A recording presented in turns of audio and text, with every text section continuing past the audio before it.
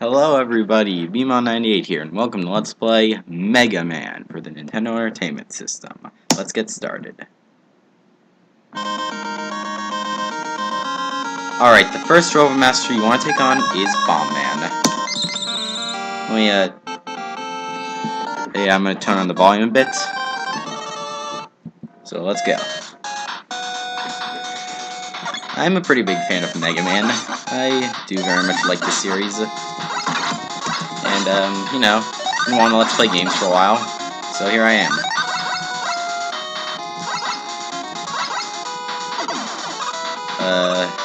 I've beaten this first Mega Man twice only. Once on my own time, and the other time for a practice run of this. It's a really difficult game, this is.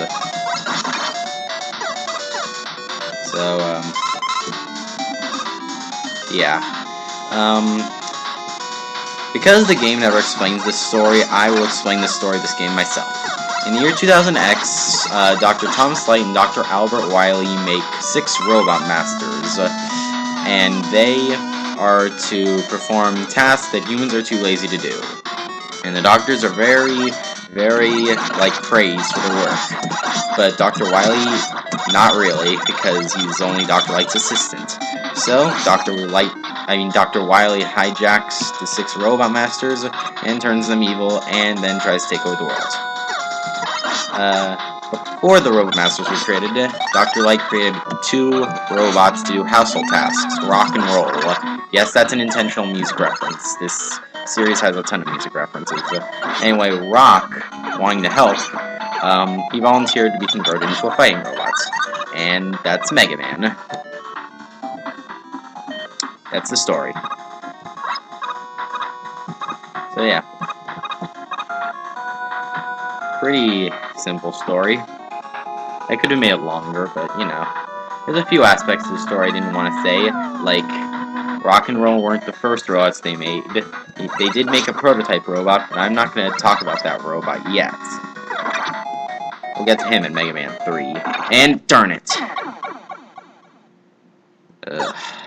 I made it through this in the practice run in, no deaths. I hate that jump. Let's try that again.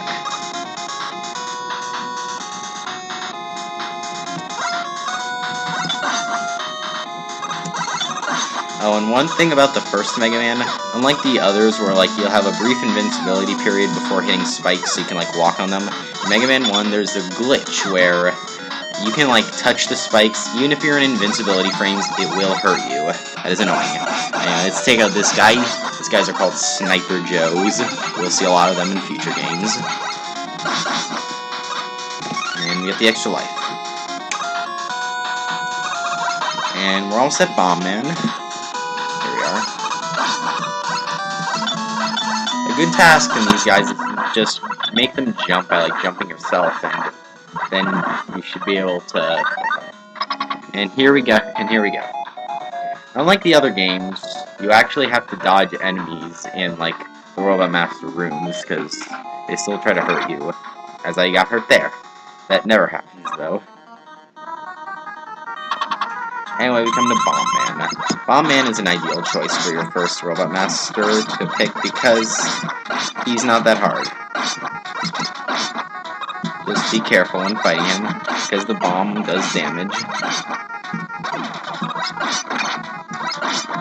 And, yes. There we go. First stage, done.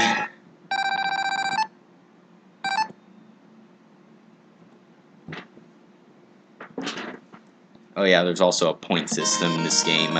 They removed it from preceding games, because who cares about points? Anyway, we're going after Guts Man next.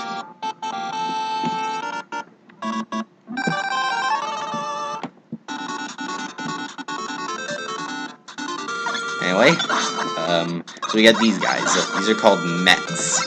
Now, I know what you're thinking. No, Beamon98, they're called Hard Hats. They're called Mets in the first game. They will be renamed to Hard Hats in Mega Man 2 and onward. At least I think that's true. I'm not sure. Anyway, you got these platforms, which you gotta jump very carefully on. And, yeah. This is not a very easy thing for me to do, like play Mega Man 1 live commentary, because I really need concentration on this game, and yeah. Well, no, I can go through the Robot Master stages, not much trouble. It's just when we get to Dr. Wily, that's where it gets really hard. And we get these annoying guys.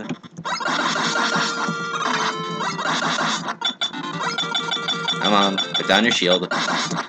Putting down your shield is a good idea.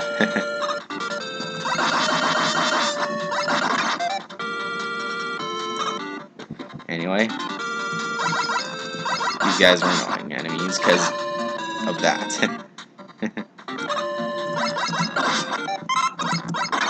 Okay. And anyway, alright, let's see if we can get this extra life. There we go. And I failed. And these guys are called Big Eyes, and they are the most annoying enemy ever because they take so much damage.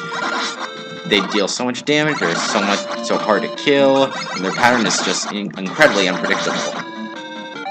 Look how long it took to kill him. And later, when I get hit by one, and yes, I guarantee that, if you're gonna play this game, there is a guarantee that we'll get hit by one of those at least once. But, yeah. But anyway, now we're going to take on Gutsman. He's weak to Bomb Man's weapon, the Hydro Bomb, I think it's called, or Atomic Bomb, I don't know. This is a very hard weapon to use because it takes forever to detonate, and it's incredibly unreliable at times. This is why I only use it when fighting Gutsman. I would not use this weapon otherwise.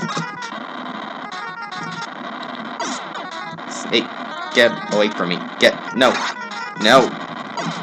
See, come on. I've had times where, like, I was able to beat him no problem, but this is not one of those periods. It would be cool if that thing, like, fell on me while I was in the ground pose, because it's happened before, and it's been funny. But anyway, that's Gutsman. Oh yeah, one thing I forgot to talk about. I really like this game's soundtrack. Gutsman theme. The theme of the level of Gutsman is one of my more favorites. But anyway, now we're going after Cutman.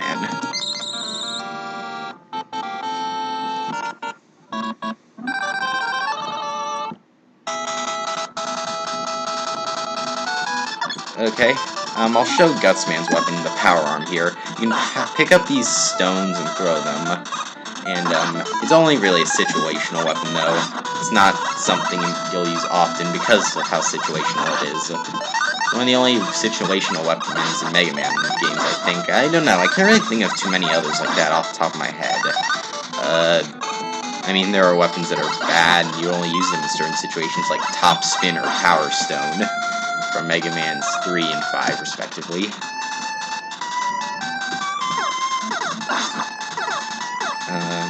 Well, yeah, you know. Anyway, I like this stage theme, too. This level is, essentially just climbing up.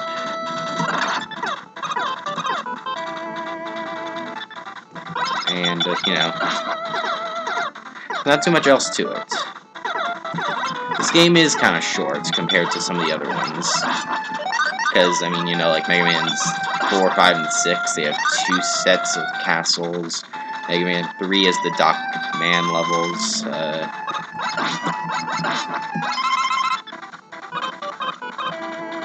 And, you know, you have these annoying guys, which I don't know their names, I don't really want to, because I don't really care. I like learning enemy names and all, but it's not something I'll do to every series. Like, I know a few enemy names here and there. The reason I know, like, so many enemy names from, like, Pikmin and such is because they actually give enemy bios and such.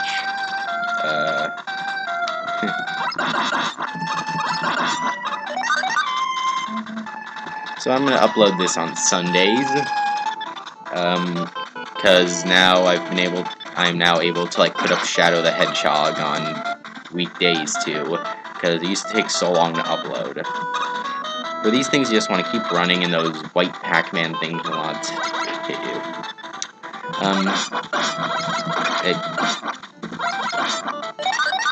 Those red dots I'm picking up give you points at the end of the level. They can be other colors, too. But like I said, points are pointless, essentially. Yeah, that's my motto. Points are pointless. Kind of a pun, too, but it's so terrible, no one will care. And another big eye. Yikes. See, look how much health he took. Seriously, how is anyone supposed to dodge that? This pattern is so erratic, too, it's just so annoying.